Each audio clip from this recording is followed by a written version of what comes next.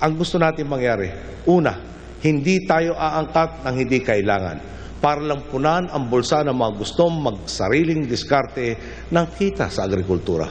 Ikalawa, ayaw na nating umasa sa pag-aangkat. Ang isasayang ni Juan de la Cruz, dito'y pupunla, dito aanihin, dito bibilhin. Ito ang bahagi ng State of the Nation Address o SONA ni Pangulong Benigno Aquino III noong buwan ng Hulyo 2011. Kasapatan sa pagkain ang pangunahing isinusulong ni Pinoy sa ilalim ng kanyang administrasyon. Isa sa mga programa ng Aquino administration para matamo ang food sufficiency ay ang Food Staple Sufficiency Program o FSSP. Ayon sa Department of Agriculture o DA, sa naturang programa ninanais na magkaroon ng sapat na supply ng bigas at ng mga produktong pang-agrikultura na nakagawian ng kainin mula sa iba't ibang rehiyon sa bansa. Gaya na lamang ng mais, kamote, kamoteng kahoy, saging, gulay, paghahayupan at pangisdaan.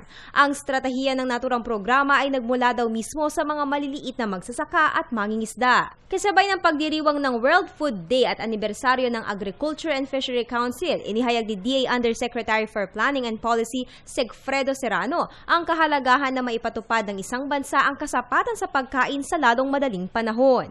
Ang bansa na hindi kayang pakainin ang kanyang sariling mamamayan, ang pamahalaan niya ay walang karapatang maging pamahalaan o mamuno. Number one, a basic right of a person is the right to food. Sa ngayon, bumaba na daw ang laki ng bilang ng inaangkat na bigas ng Pilipinas mula sa mga bansang Vietnam, China, India at Thailand. Mula sa 2.4 million metric tons, ngayon nasa 500,000 metric tons na lamang inaangkat na bigas ng bansa. Senyales ng gumagandang ani sa Pilipinas.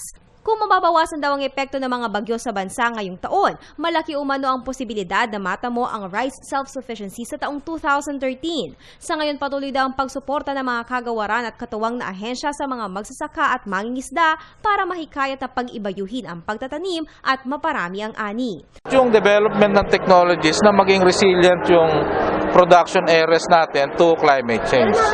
So we're trying to develop better varieties na pwede sa upland o sa rain-fed.